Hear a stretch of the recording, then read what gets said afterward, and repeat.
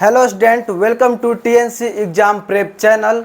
IERT and polytechnic entrance 2024 के इस भरोसे सीरीज फिजिक्स का टॉपिक वेक्टर एंड स्केलर का क्वेश्चंस देखेंगे। बहुत ही इंपॉर्टेंट क्वेश्चंस है और ये रहा क्वेश्चन नंबर 1।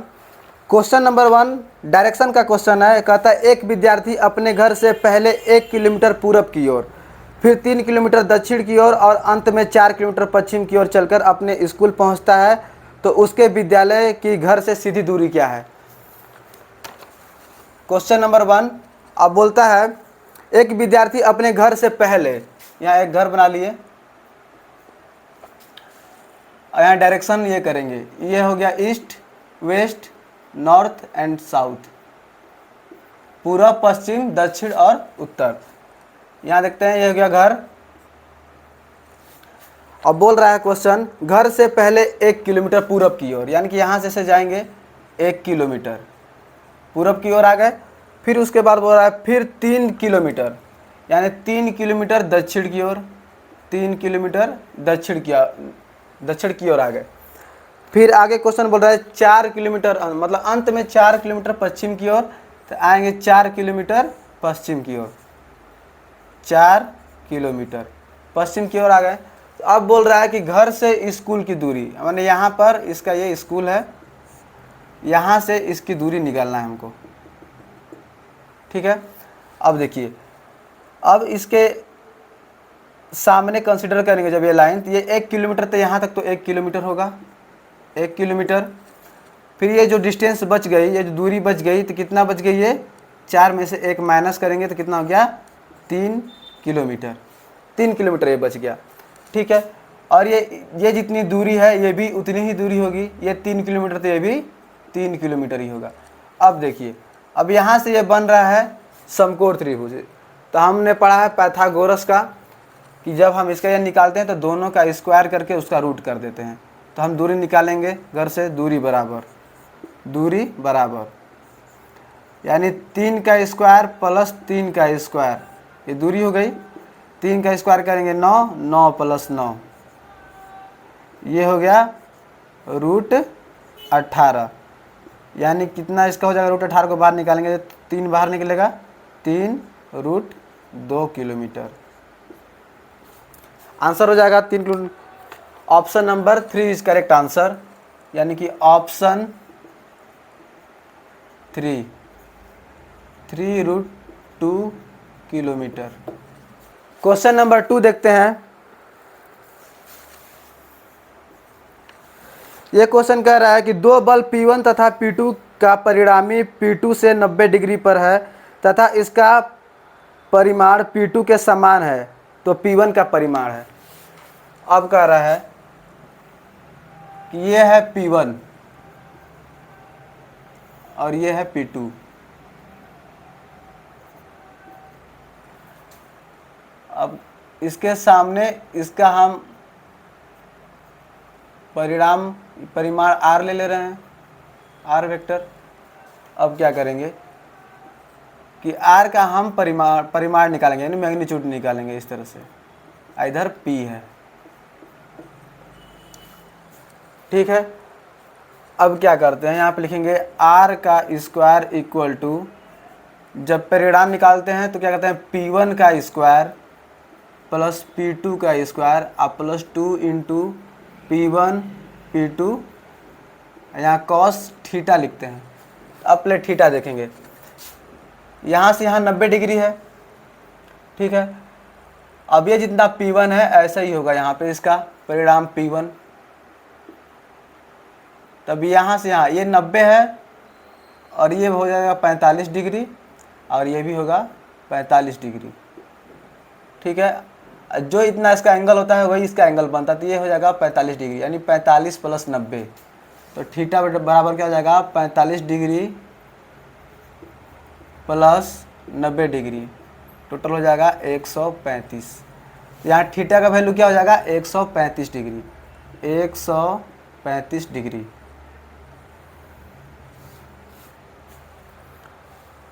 अब इसको सॉल्व करेंगे तो ये हो गया P1 का स्क्वायर प्लस P2 का स्क्वायर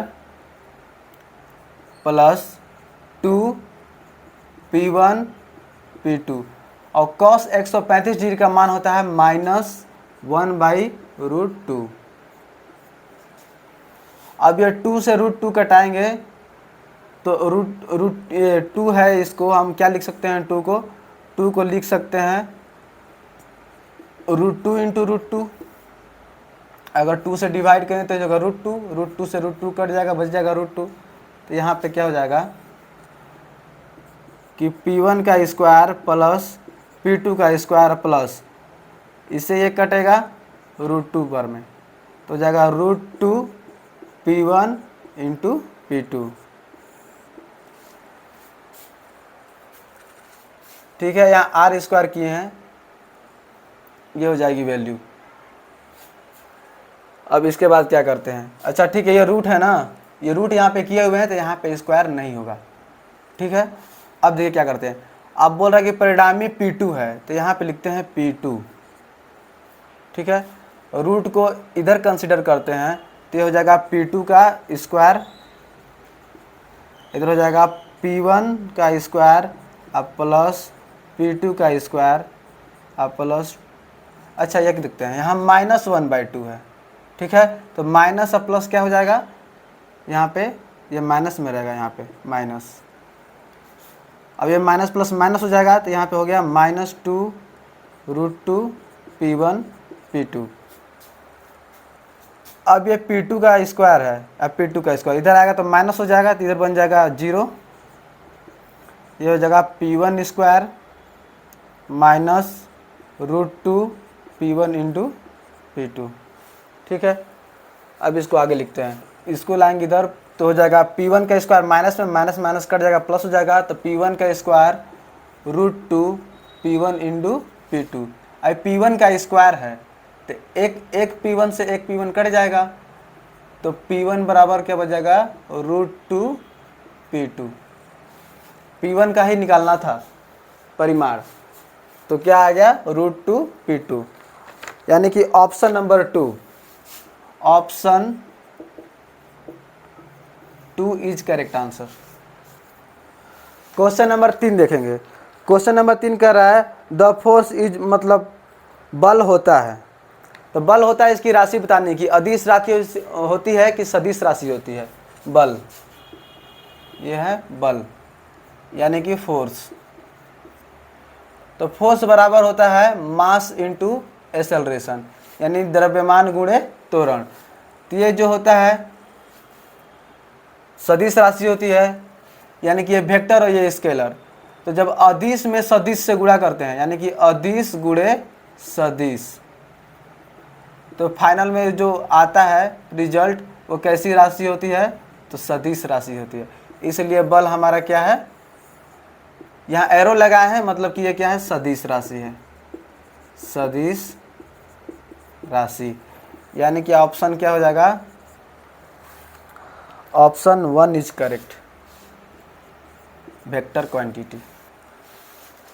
क्वेश्चन नंबर 4 देखेंगे, यदि दो बलों के परिमाण 5 न्यूटन और 12 न्यूटन है तो वे परस्पर लंबवत है तो उनकी परिणामी होगी।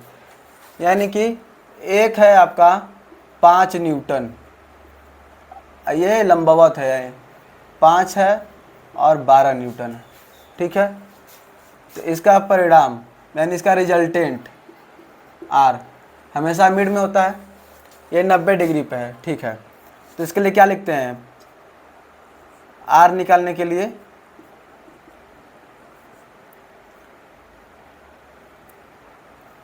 इसका निकालेंगे, क्या बोलेंगे, फोर्स का निकालेंगे, तो ये हो जाएगा आर बराबर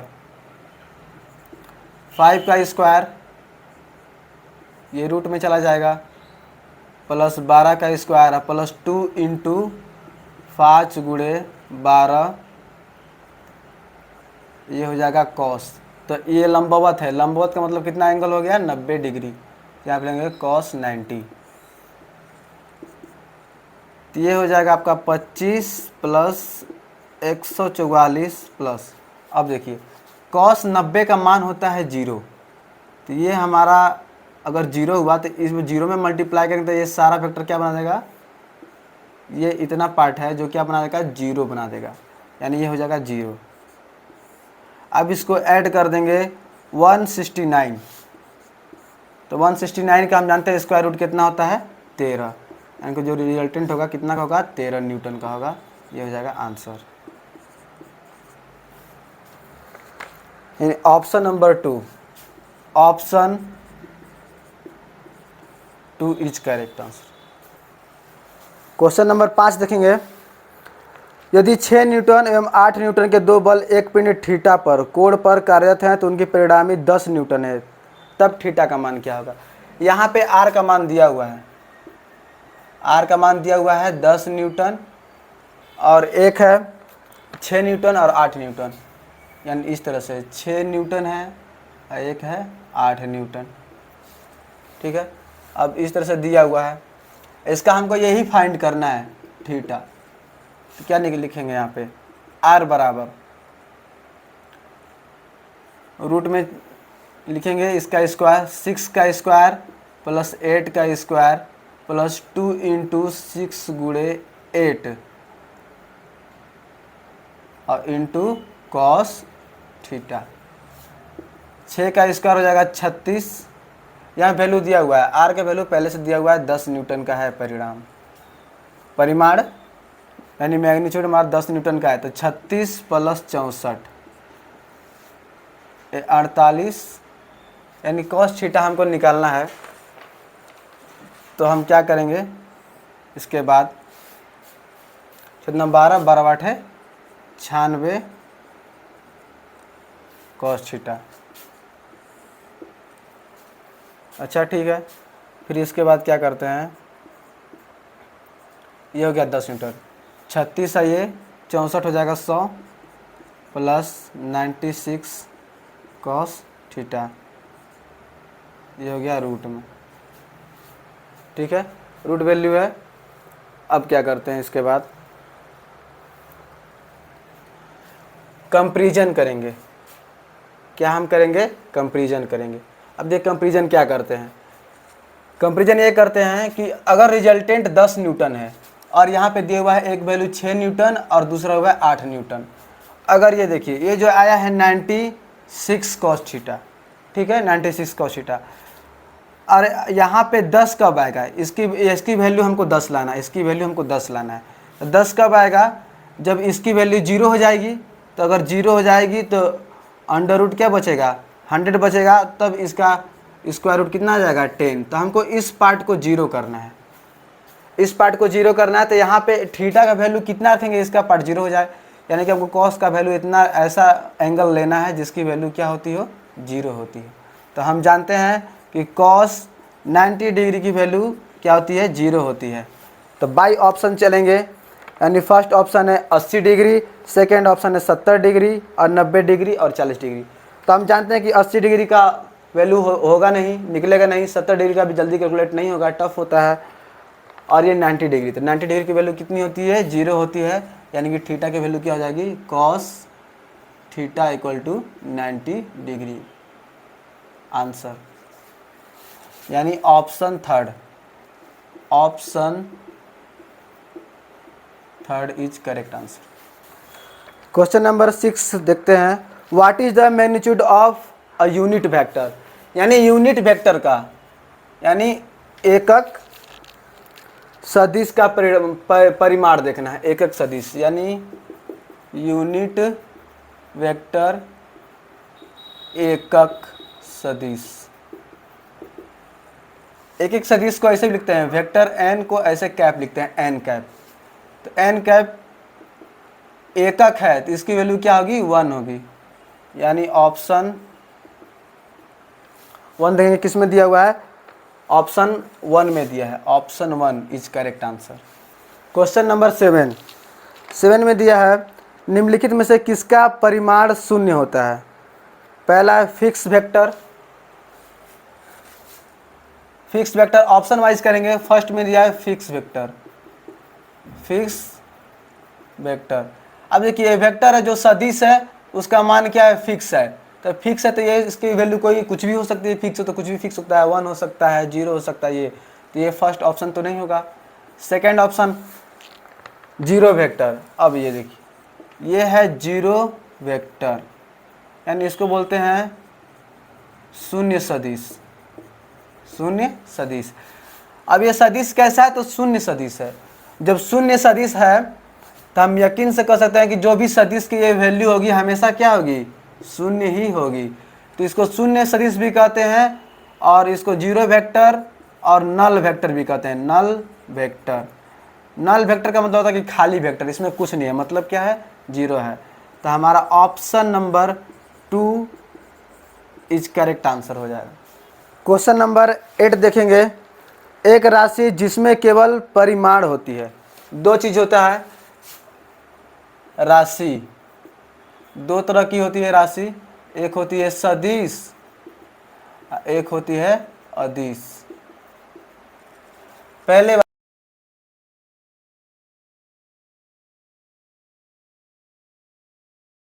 दिशा और परिमाण,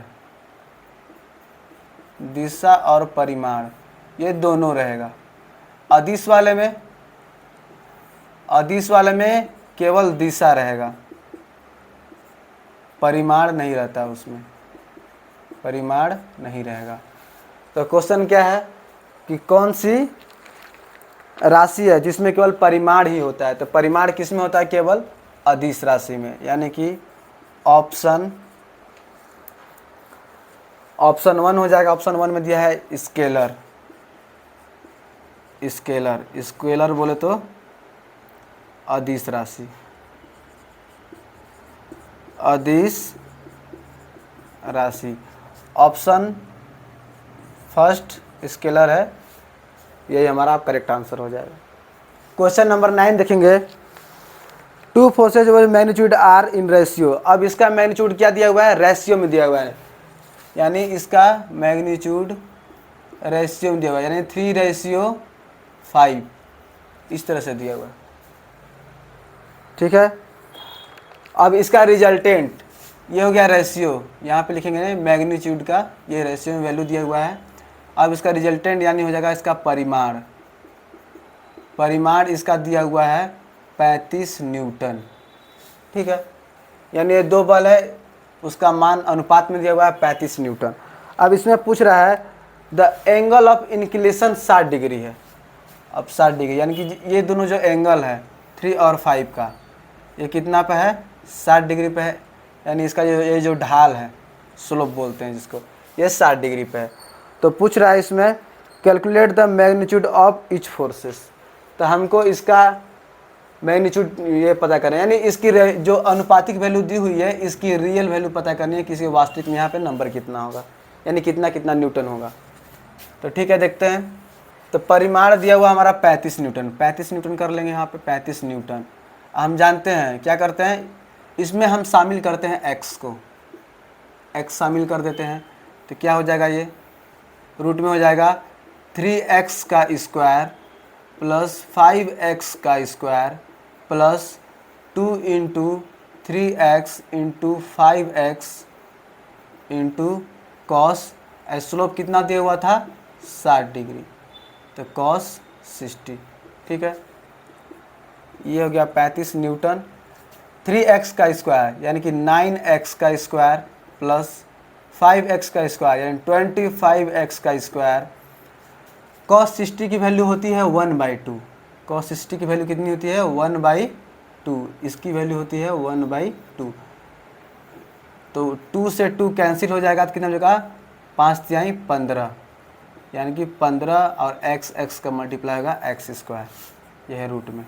ठीक है, अब इसको ऐड करेंगे तो 25 और 9, 25 9 हो जाएगा 34, 34 में 15 जोड़ेंगे हो जाएगा 49x², ये हो जाएगा 35 न्यूटन। इसकी रूट वैल्यू क्या होती है? ये हो जाएगी 7x इक्वल टू 35 न्यूटन। तो x की वैल्यू कितनी आ जाएगी? कैंसिल आउट हो जाएगा, x की वैल्यू 5।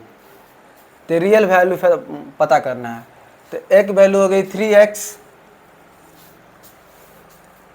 यहाँ कर लेते हैं। एक वैल्यू हो गई 3x